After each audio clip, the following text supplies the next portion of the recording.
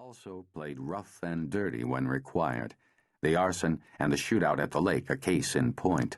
Hope's value to justice was not only her initial discovery of insurance fraud, a scheme involving billing Medicare long after the patient was dead, but more importantly, her interception of a series of emails sent to and from the Romeros that proved to be murder-for-hire contracts.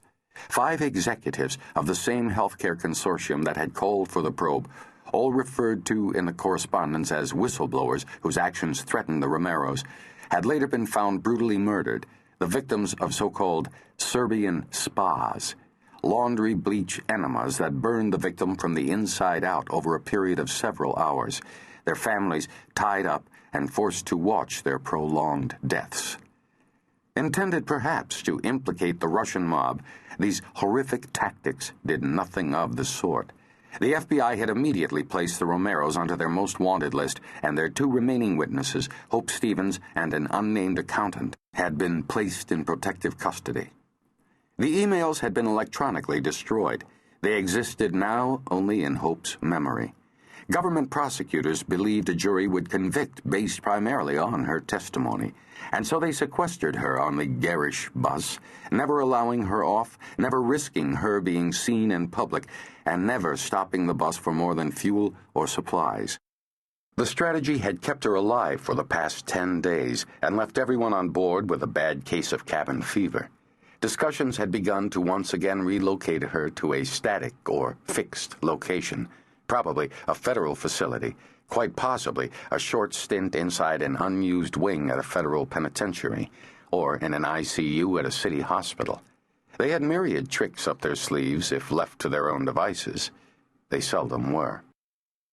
"Isn't there something you can do?" Hope asked. "Order us to stop at a motel and arrange for you to guard my room? There has to be something."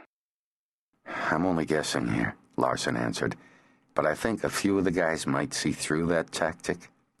He caught his reflection in the polished metal surrounding the payphone's keypad. No one was going to call him pretty, although they had as a child. He had grown into something too big for pretty, too hard for handsome, like a puppy growing into its feet. Pedigree be damned. She sputtered on the other end, not quite her trademark laugh, but a valiant effort. He said, "You could make like a heart attack, and I could give you mouth-to-mouth." A little more authentic this time. At the cabin, and then again at the Air Force Base, they had managed to find moments together, though not the moment both of them longed for, one he repeatedly daydreamed about. But once onto the bus, they had barely shared a glance. A phone call was as much as they were going to get. "It's probably better this way," she said, "right?" "No. It's decidedly worse. As soon as I testify, as soon as that's over with, they'll put me into the program and that'll be that, right? We should never have started this, Lars." Her testimony against Donnie Romero, the fraud case, would come first. The capital murder charges were likely still a long way from prosecution, a year or 2, but he knew better than to mention it. One didn't talk about the future with a protected witness. The reality far harsher, the adjustment far more difficult than they understood. In practice, breaking off all contact with a former life proved traumatic, invariably more difficult than the witnesses imagined. "Seriously?" he asked. "Because I don't see it that way at all. I wouldn't trade 1 minute with you for something else." "You're hopeless." "I'm hopeful," he said, an intentional play on her name that he immediately congratulated himself for, though no doubt one she had heard before. His feeling for her had come on like a force of nature, as unavoidable and inexplicable. Together they communicated well. She accepted teasing in the face of all the madness.